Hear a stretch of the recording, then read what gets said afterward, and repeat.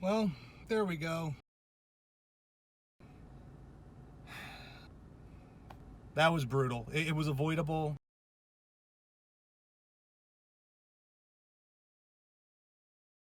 What is going on, everybody? Welcome back to the vlog. We are making the rare Saturday appearance here at the Card Room. Weekends are usually reserved for family stuff, but given that it's Father's Day weekend, I think the girls are giving me a pass. So I decided to come up here and play some cards. We are coming off the heels of our biggest winning session ever, which is covered in the last 2 episodes. So I think it's important to remember that this session will be nothing like that session. I'm gonna have to stay patient and play smart, because I don't think the deck can smack me in the face 2 sessions in a row like that. The other thing I need to remember is I have cashed in like 6 out of the last 7 sessions, or 7 out of the last 8, and my non-cash was only a loss of like $94. So I'm running pretty good, but that also means I'm probably due for a rough session. So if I find myself losing, I just have to control the bleeding and try to lose the minimum. But hopefully we'll go in there, we'll play some good cards, get a little bit of luck, and win some money. Let's get to it. Before we get started, I just want to remind you guys, if you're enjoying the content, please drop a like and subscribe or leave a comment on the video. This helps the YouTube algorithm determine who's enjoying these types of videos, and perhaps it will trigger the algorithm to suggest this video to other people who enjoy poker vlogs. That will help the channel grow. The more the channel grows, the more sessions I can play, and the more content I can provide. So please like, comment, and subscribe. Off to the first hand. In this first hand, we look down at Ace-7 offsuit. There's one caller before it gets to me in the small blind. I go ahead and decide to call, and the big blind checks his action, so we're off to see a flop 3 ways. The flop is 8-Jack-4, so I've kind of missed here, but the action checks all the way through, so we're going to go see a turn card for free. The turn is a 10, so now I've picked up a gut shot straight draw.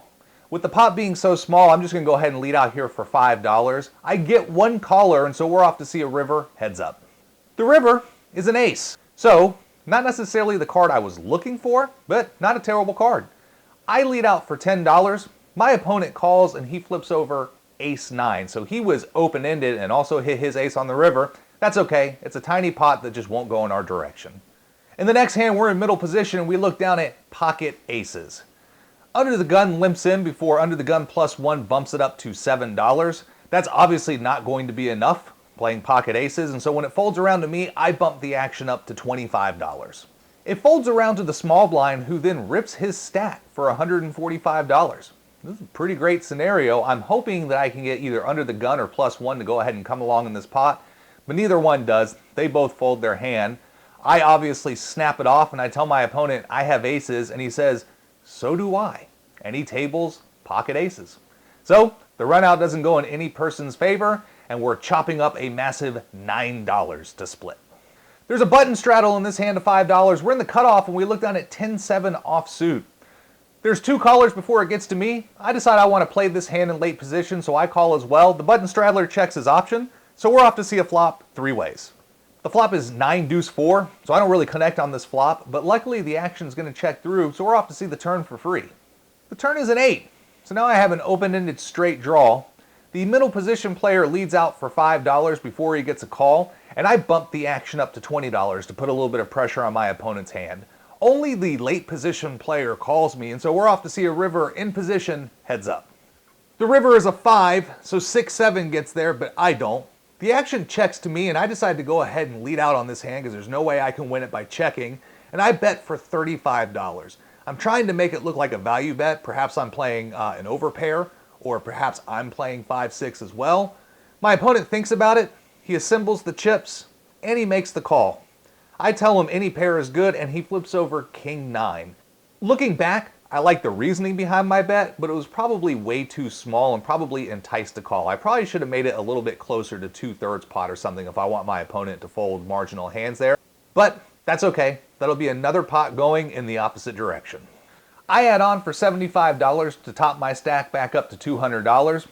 In this next hand, we're under the gun and we look down at pocket kings. I noticed the table had been playing very passively to pre-flop raises. There was a lot of folding going on.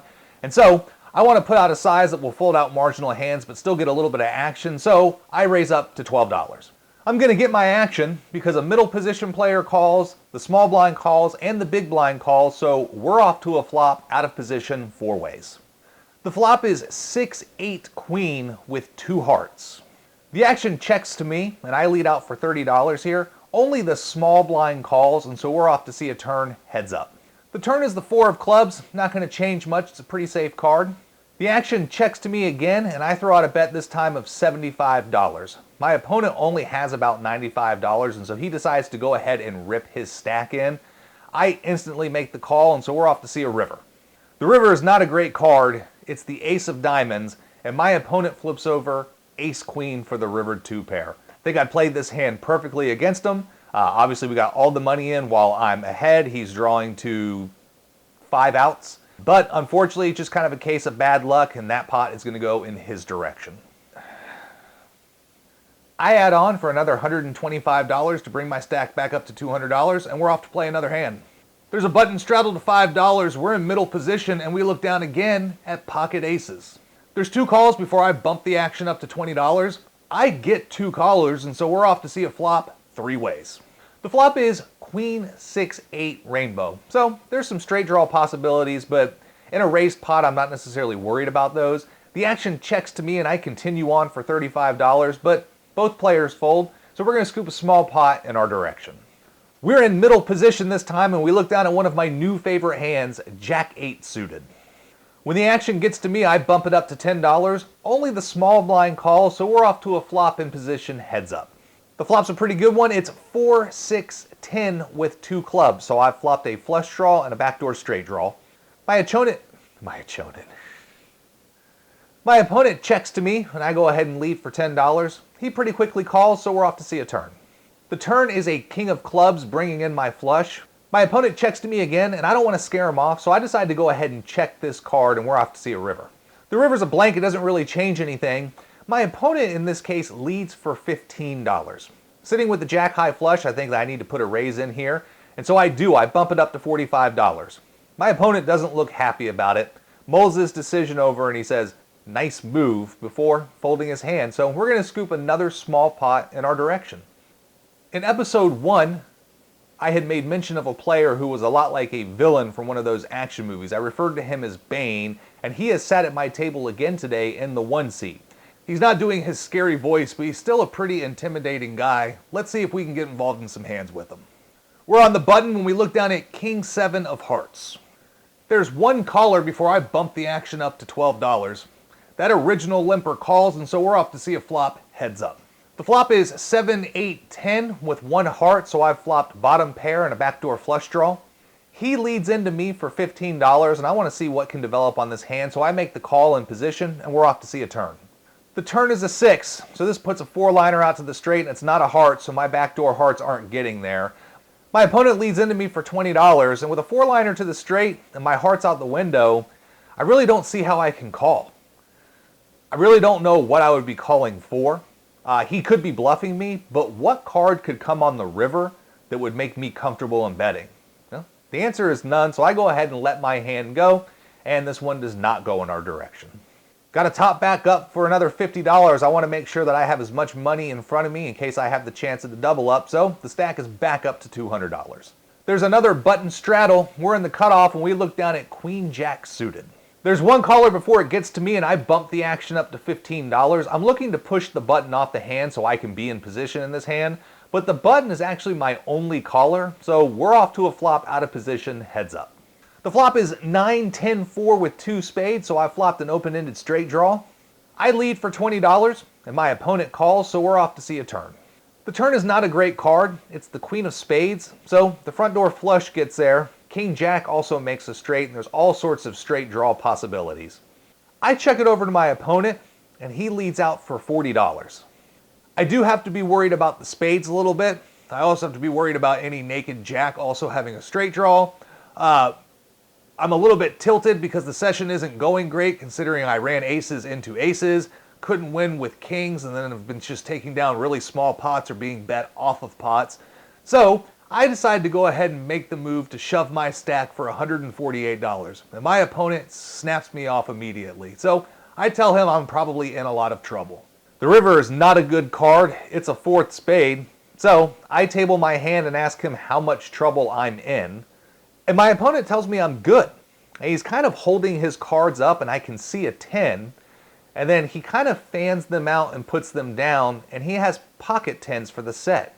He thought I had actually turned my straight. He was super apologetic. He said he wasn't trying to angle me in any way, and I'm sure it was an honest mistake. You know, it looked like I definitely could have had a straight.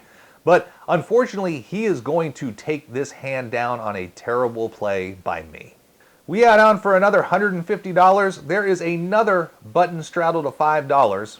We're in the cutoff, and we look down at Ace-Jack of Hearts. There are 3 callers to the straddle before it gets to me, and so I'm going to put the squeeze in and I raise to $25. I get 3 callers. The guy that just angle shot me, the guy that sucked out on me with ace-queen, and Bane. They're all in the hand, so we're off to a flop 4 ways. The flop is ace-10-4 with 2 diamonds, so not a terrible flop. It checks over to the suck out guy and he leads for $50. I'm feeling a little bit tilted just at the way this session is going, and I have top pair, so there's no way I'm getting away from this. So, being a little bit tilted, I jam for $120. It folds back around to the razor and he snaps me off, so we're off to see a run out. I go ahead and table my hand to try to find out where exactly I stand, and he flips over king-queen offsuit for the straight draw. The board runs out clean, so we're going to get some of that money we gave him back in our direction. We are under the gun for this hand, and we look down at ace-queen offsuit. I'm going to open the action to $12 here. It folds around to a middle position player who calls.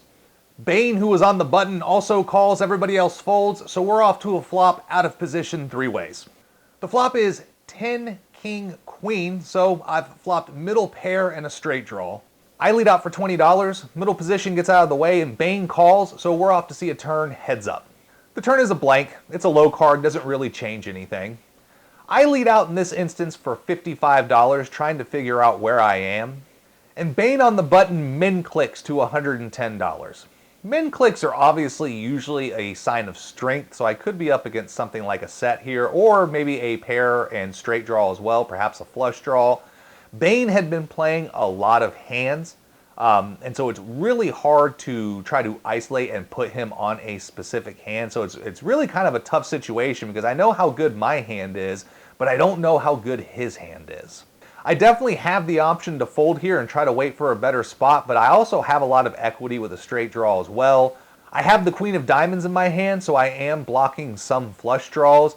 It's a situation that I'm not necessarily crazy about, but I go ahead and I make the call here to see a river. The river is a really interesting card. It's another queen giving us trips.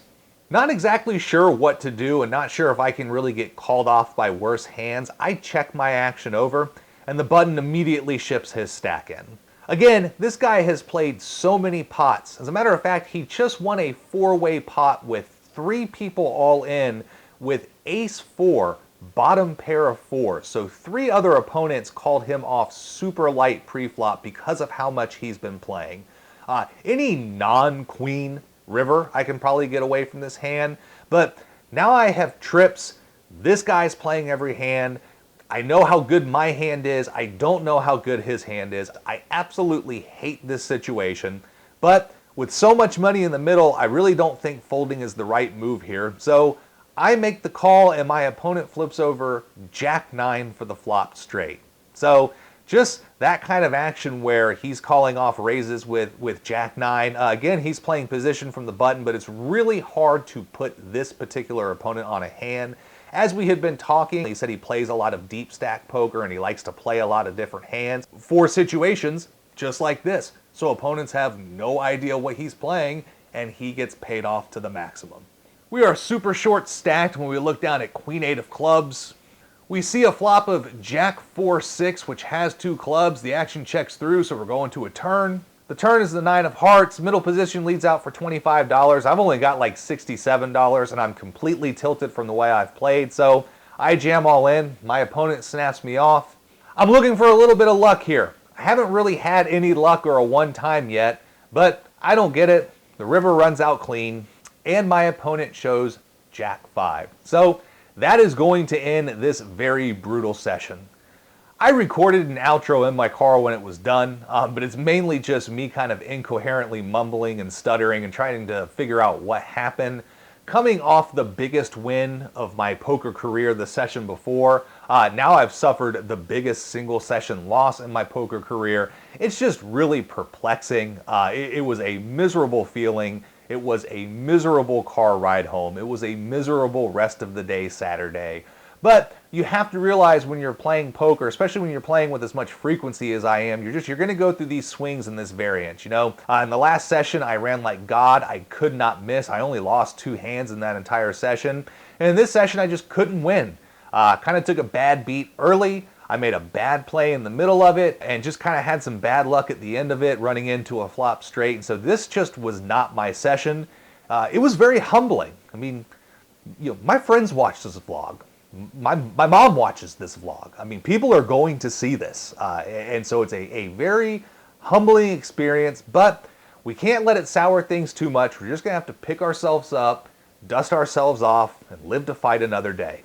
We're into this session for $600 out for the big fat goose egg. So a pretty substantial loss, but that's all right.